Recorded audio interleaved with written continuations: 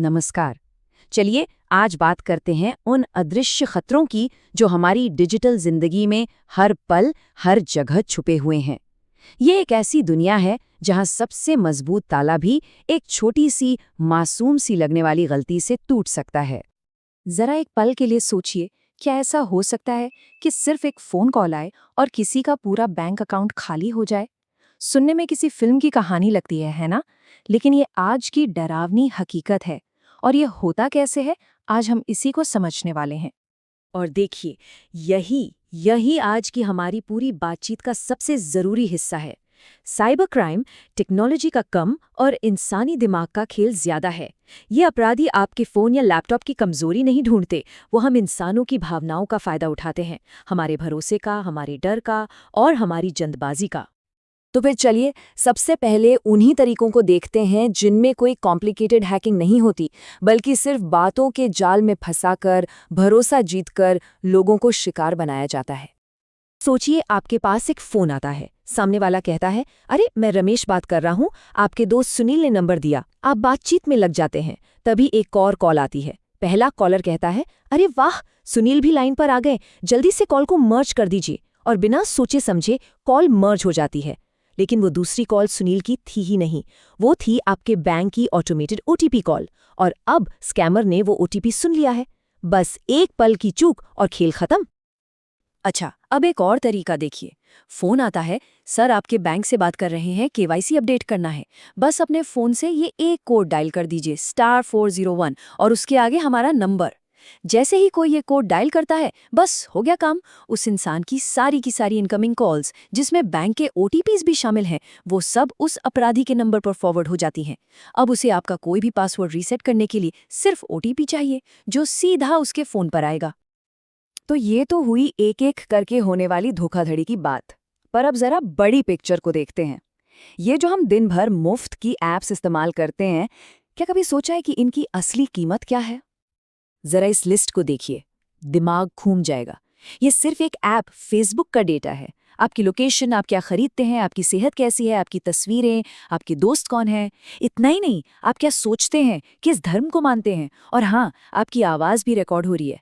ये सब कुछ जमा किया जा रहा है और हमें इसकी पूरी खबर तक नहीं होती। और सबसे हैरान करने वाली बात जानते हैं क्या है? इसमें कुछ भी गैर कानूनी नहीं है। ये सब कुछ हमारी ही दी हुई इजाज़त से हो रहा है। वो जो लंबे चौड़े टर्म्स एंड कंडीशंस आते हैं ना, जिन्हें हम सब बिना पढ़े एक्सेप्ट कर देते हैं, ये उसी का नतीजा है। और इसी चीज को एक्सपर्ट्स एक नाम देते हैं, डेटा कॉलोनाइजेशन। ये नए जमाने का साम्राज्यवाद है। फर्क बस इतना है कि यहाँ जमीन पर नहीं, बल्कि लोगों के डेटा पर कब्जा किया जाता है। और फिर उस डेटा का इस्तेमाल करके उनके विचारों और उनके व्यवहार को कंट्रोल किया जाता है कि वो क्या खरीदेंगे या किसे वोट देंगे। तो बात अब सिर्फ आपकी और मेरी नहीं रही, ना ही सिर्फ कंपनियों की।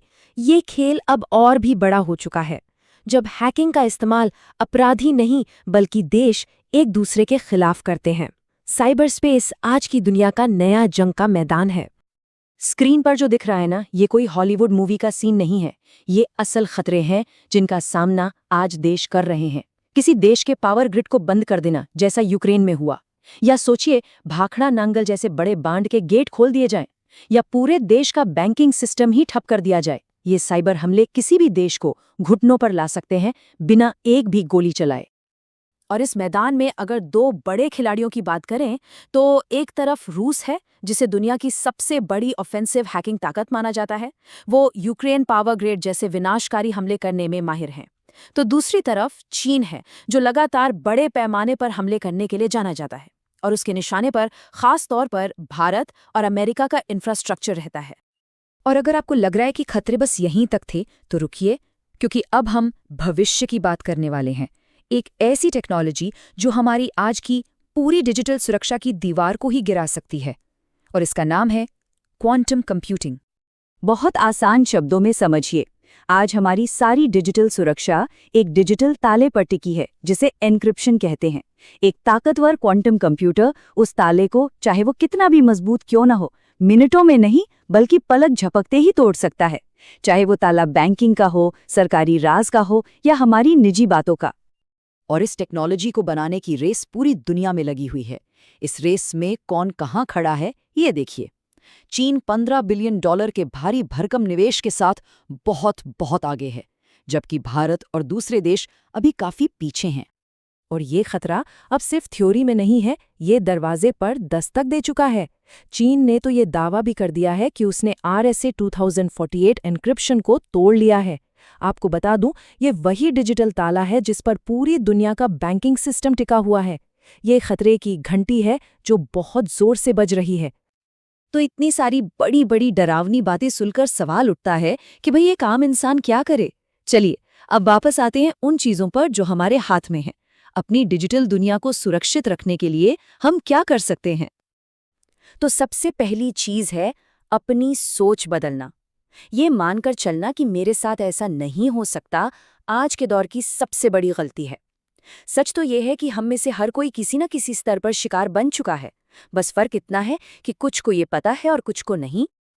जरा इस नंबर को देखिए, 16 अरब। हाल ही में एक ही डेटा लीक में इतने पासवर्ड्स डार्क वेब पर आ गए, दुनिया की आबादी से 2 गुना। इसका मतलब साफ है, किसी का भी पासवर्ड अब पूरी तरह से सुरक्षित नहीं है। तो फिर करें क्या?